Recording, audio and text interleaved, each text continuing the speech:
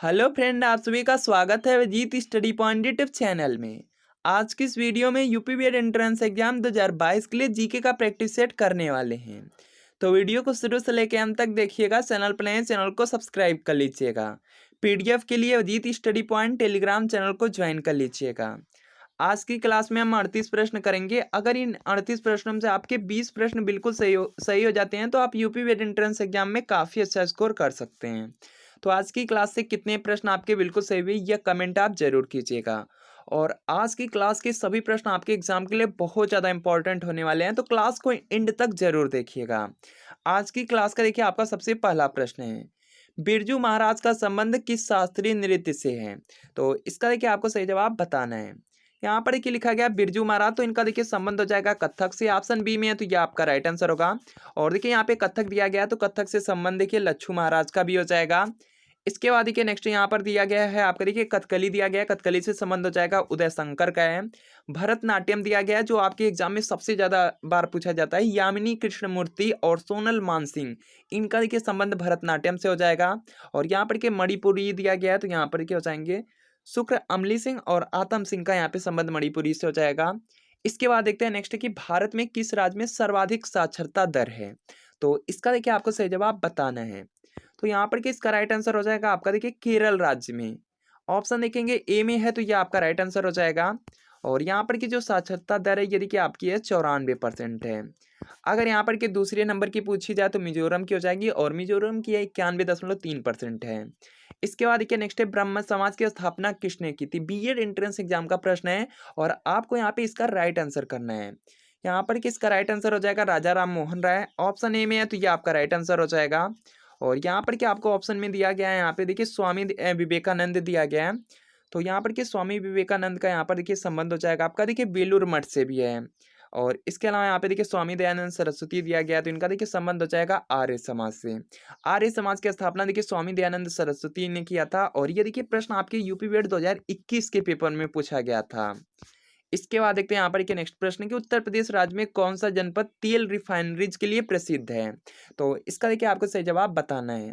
यहाँ पर किसका राइट आंसर हो जाएगा, मथुरा से। ऑप्शन देखेंगे डी में है तो यह आपका राइट आंसर होगा। और इसके बाद देखते हैं यहाँ पर क्या नेक्स्ट प्रश्न आपका दिया गया कि मुद्रा का क्या तात्पर्य होता है? तो इसका देखिए आपको सही जवाब बताना है। यहाँ पर किसका राइट आंसर हो जाएगा आपका, मूल्य का मापक होता है। यहाँ पर क्या आपका ऑप्शन ए बिल्कुल राइट आंसर हो जाएगा। इसके बाद देखिए नेक्स्ट प्रश्न आपका यहाँ पर है, भारत के पहले chief of defence staff general Bipin Rawat, उनकी पत्नी मल्लिका रावत और अन्य सशस्त्र बलों के जवानों की आकस्मिक दुर्घटना में मृत्यु हुई। यह दुर्घटना कब हुई? तो इसका क्या आपको सही जवाब बताना है। यहाँ पर किसका राइट आंसर हो जाएगा, 8 दिसंबर 2021 को हुई थी। तो यहाँ पर आपका ऑप्शन डी बिल्कुल राइट आंसर होगा।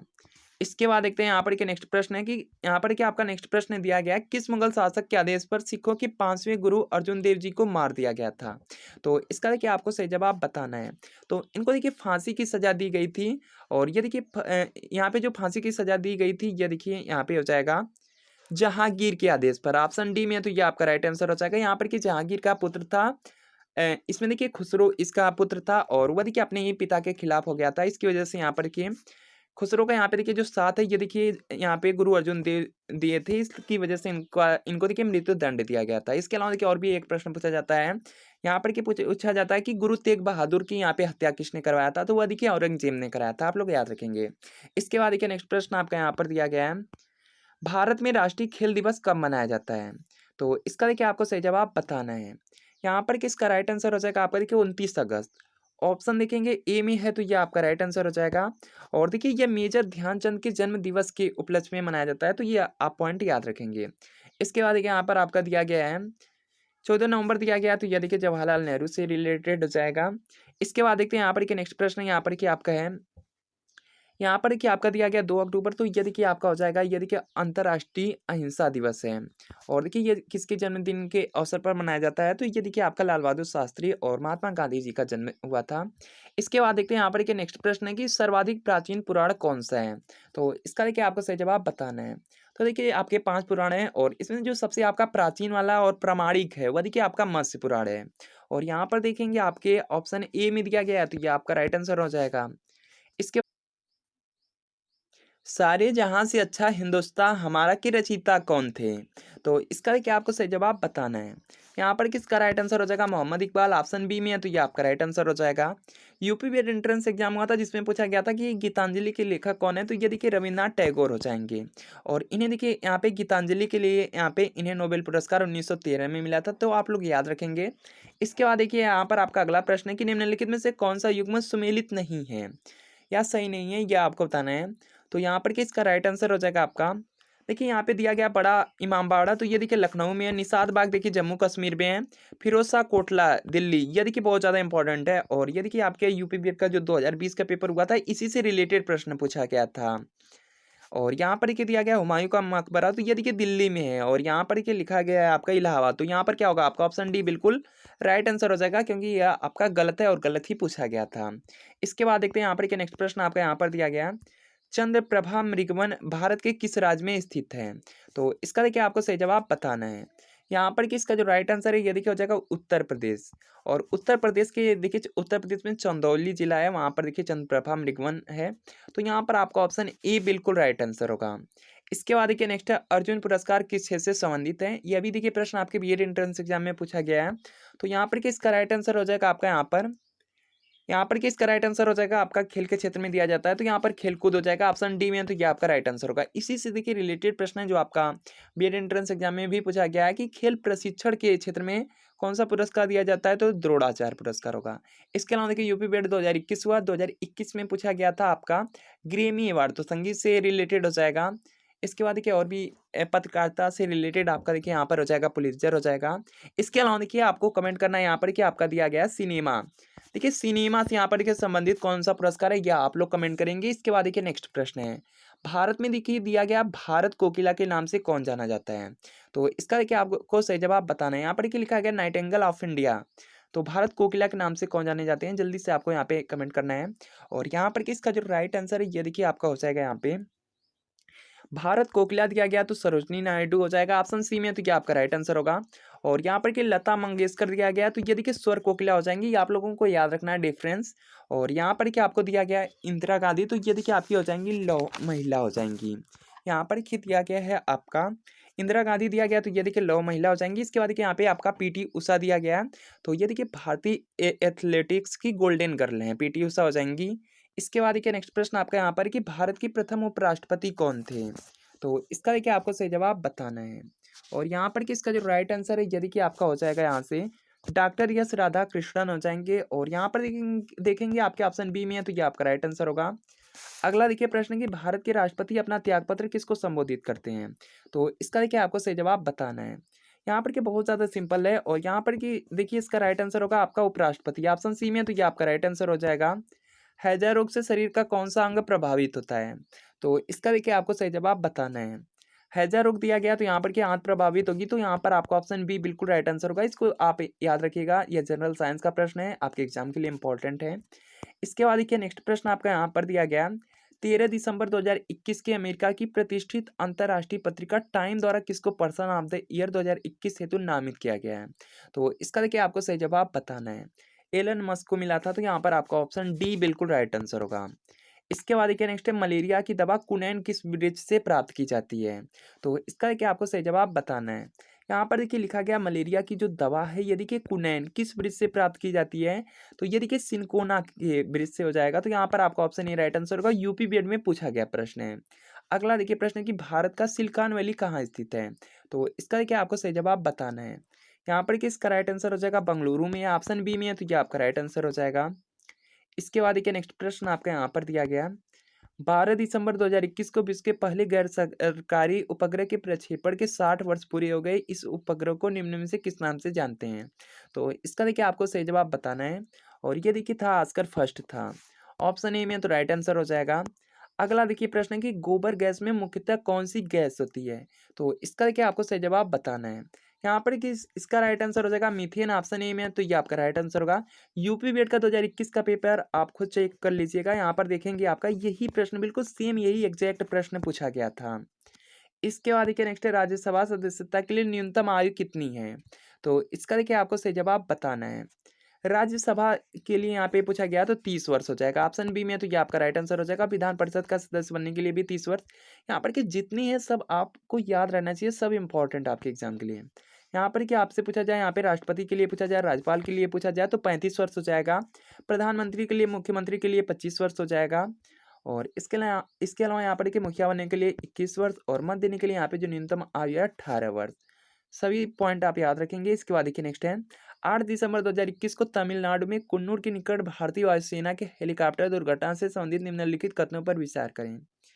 तो यहाँ पर क्या कुछ आपको वाक्य दिए गए हैं, कथन है, और यहाँ पर ध्यान से पढ़ना है, उसका आंसर करना है। यहाँ पर लिखा गया कि यह दुर्घटना, यहाँ पर के दिया गया यम, यहाँ पर के दिया गया यम आई, यहाँ पे 17B5 हेलीकॉप्टर से हुई। तो ये देखिए आपका सही हो जाएगा। तो ये देखिए आपका सही है। इसके बाद देखिए यहाँ पर है, इस दुर्घटना में जनरल बिपिन रावत के अलावा 11 अन्य सशस्त्र बलों के जवान शामिल थे। तो ये भी देखिए आपका यहाँ पे सही है। इसके बाद देखते हैं यहाँ पर देखिए नेक्स्ट है, यह दुर्घटना कोयम्बटूर के सुलूर सैन्य अड्डे से वेलिंगटन जाने के समय हुई थी।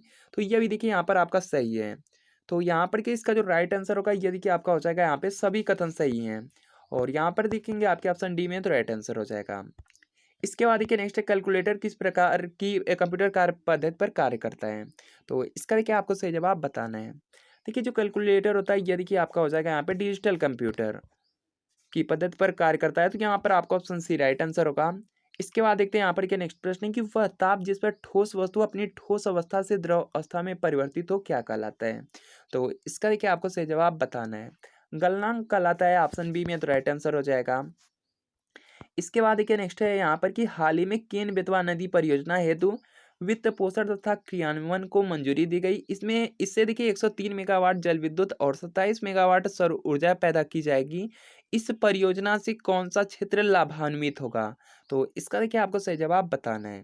यहाँ पर कि इसका जो राइट आंसर है ये देखिए हो जाएगा आपका बुंदेलखंड। और यहाँ पर देखिए आपके ऑप्शन ए में तो राइट आंसर हो जाएगा। इसके बाद देखिए नेक्स्ट निम्न में से क्या कार्बोहाइड्रेट के स्रोत नहीं है।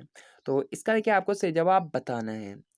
तो यहाँ पर क्या हो जाएगा आपका, देखिए कार्बोहाइड्रेट का स्रोत कौन सा नहीं है। तो आलू में होता है, इसके बाद देखिए अनाज में भी होता है, इसके बाद देखिए दूध में भी होता है कार्बोहाइड्रेट, लेकिन देखिए मुर्गा में नहीं होगा। तो यहाँ पर आपका ऑप्शन डी बिल्कुल राइट आंसर होगा।